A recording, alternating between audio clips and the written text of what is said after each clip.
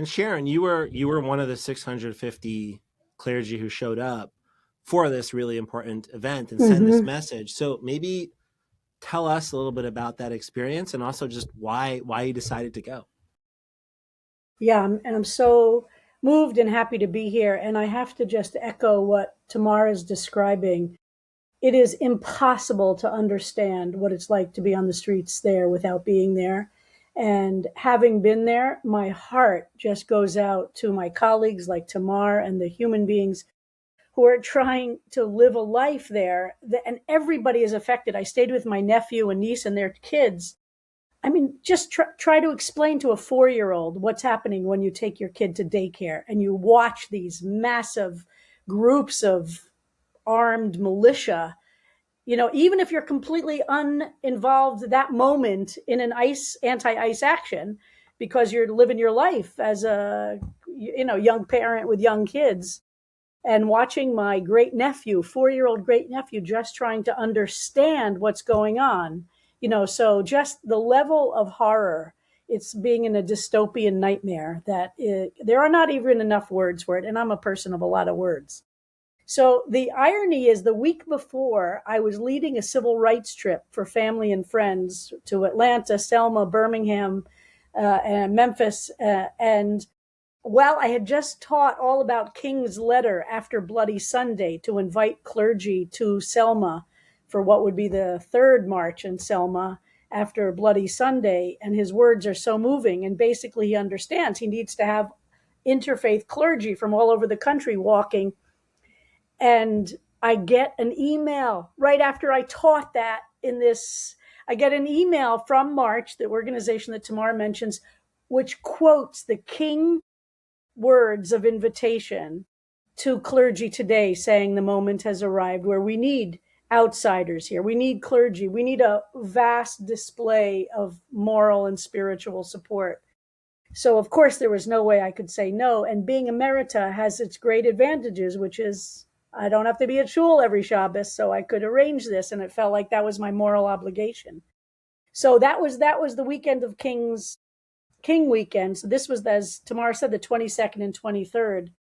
And they are so well organized and so thoughtful. And they threw this together with 6 days. I mean, just think about that, with people coming in from all over the country, all different denominations, with all different kinds of needs, to enter into the church in which we were gathering. And nobody could come just to participate on Friday, but had to be there for the Thursday day of preparation. And somebody who's very involved in Gandhi and nonviolence for my entire life, the idea that there would be an organization which would say, no, you can't just act, you have to think before, plan, prepare. It's exactly my orientation deeply. So I very much appreciated that. And people were upset and hurt. And they said, no, they were very good on their limits.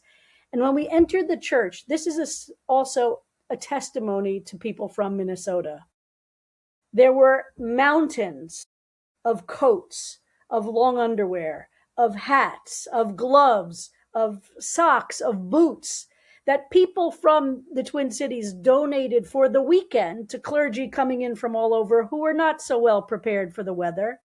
And every table was well organized, divided into sizes. So the long underwear table had every different size. Everything was divided. That level of care and thoughtfulness speaks a lot to the people of Minnesota and their ability to respond from such a place. So we had a full day of preparation and planning on Thursday, very inspiring and moving, and a lot of rabbis, how shall we say. The rabbis responded a quite fulsome way. And then starting Sunday morning, and also there was an unheard of level of, how shall we say, very cold temperatures. Even for Minnesota, it was cold. It was minus 21 degrees on that Friday. So they devised different actions for people to choose to take part in. Some were indoors and some were outdoors, because obviously for some people, it's very dangerous. Starting with a interfaith service on Friday morning with the bishop who spoke so profoundly to Trump. She gave the sermon, and it was very, very moving. And then there were different actions that people could take. All of us participated in Ice Watch, going into the neighborhoods in which this is at a heightened level. And then there were different actions. There was an action at the airport to protest the deportations and the airplanes supporting that. And they asked very clearly that only clergy from Minnesota do the action that would risk arrest, that their legal support team was stretched so thin that they didn't want to deal with the issues of out of state people. So their clarity was very helpful. And the one other thing I want to say that we have a lot to learn from is the role that music plays and played with the group that's really evolving as we speak. And it's tremendous as an action to teach 1,600 people sitting in a church songs of love and of light and of protest, including songs beseeching ICE agents to leave that line of work and find something out. And then 1,600 people walking in the streets of Minneapolis singing together. The contrast, the image, the power was so profound, really, really profound. And so I participated in the Target action. We had a clergy flash mob, we called it informally. They had all of us descend on the local cart. Target is a Minnesota brand. It is deep in the culture of Minnesota in a way that I did not appreciate, that everybody sees it as their local store, their grandparents raised kids. It's so that Target has been so accommodating of ICE is an issue that really speaks to the power that this federal government has to reach into something so deep in a Minnesotan's soul. So they're asking for a boycott of Target, and they're asking Target to be a good neighbor and not participate and support and help and coordinate with.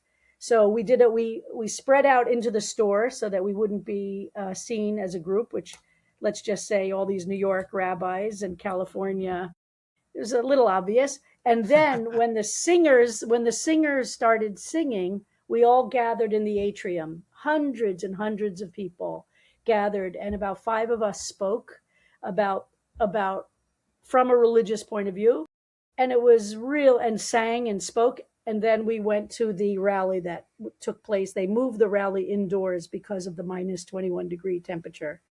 But still, with minus 21 degrees, 50,000 people walked on the streets of Minneapolis from the kickoff point to the rally.